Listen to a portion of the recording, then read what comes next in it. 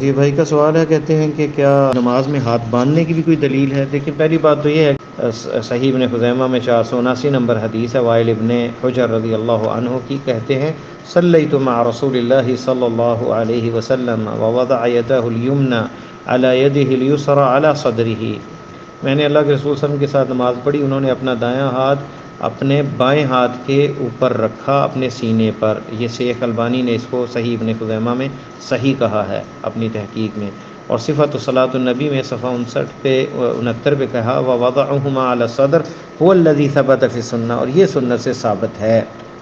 اور وخلافہ اما ضعیف، اس کے مخالف جو احادیث ہیں یا تو ضعیف ہیں یا پھر اس کی کوئی اصل نہیں۔ اور علامہ سندھی حنفی رحمہ اللہ اپنے حاشیہ ابن ماجہ پہ لکھتے ہیں وبالجملۃ فکما صح ان الوضع هو السنہ دون الارسال، جیسے یہ واضح ہے اور یہ صحیح ہے کہ ہاتھ باندھنا جو ہے یہ سنت ہے انہیں چھوڑنے کی بجائے۔ ثبت ان محلہ صدر لا غیر، اور یہ بھی ثابت ہے کہ وہ جگہ اس کی سینہ ہے، سینے پہ ہاتھ باندھے جائیں۔ واما حدیث، اور اگرچہ جو حدیث ہے ان من السنۃ وضع الاکف علی الاکف فی الصلاۃ تحت السرہ، کہ ہتھیلی کے اوپر رکھ کر ناف کے نیچے باندھے جائیں، فقد اتفقوا علی ضعفہ، محدثین اس کے اتفاق ہے ان کا کہ یہ ضعیف ہے۔ تو یہ علامہ سندھی کا حاشیہ بھی ہے اور یہ ذکر ہے ان احادیث کا، اور اس کی تائید میں جو حدیث سہل ابن سعد رضی اللہ تعالیٰ عنہ کی صحیح بخاری میں ہے، اس کی ظاہر بھی یہی تائید کرتی ہے کہ سینے پہ ہاتھ باندھے جائیں،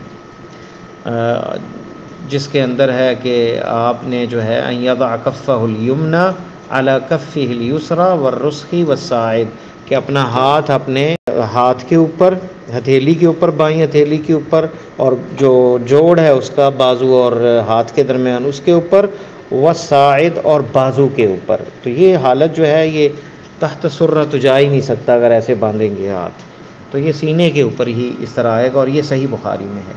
تو ان احادیث سے تو یہی سمجھ آتا ہے کہ ہاتھ جو ہے وہ سینے پہ باندھنے جو ہے وہ سنت ہے، کیونکہ آپ نے فرمایا صلو کما رأیتمونی اصلی۔ کہ فتویٰ لجنہ دائمہ کمیٹی، جو یہاں کی فتویٰ کمیٹی سعودی عربیہ کہ انہوں نے لکھا ہے اپنے فتوے میں کہ نبی علیہ السلام سے یہ ثابت نہیں ہے کہ آپ نے ہاتھ چھوڑ کے نماز پڑھی۔ دوسری، اس کو سینے پہ ہاتھ باندھنے کے دلائل ملتے ہیں۔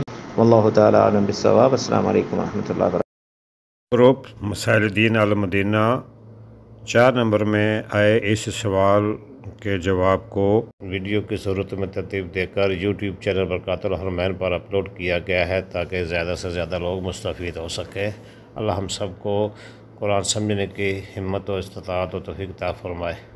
قرآن سمجھیں، قرآن سمجھائیں، نماز اور مسنون اذکار بھی سمجھ کر پڑھیں، دوسروں کو بھی اس کی ترغیب دیں۔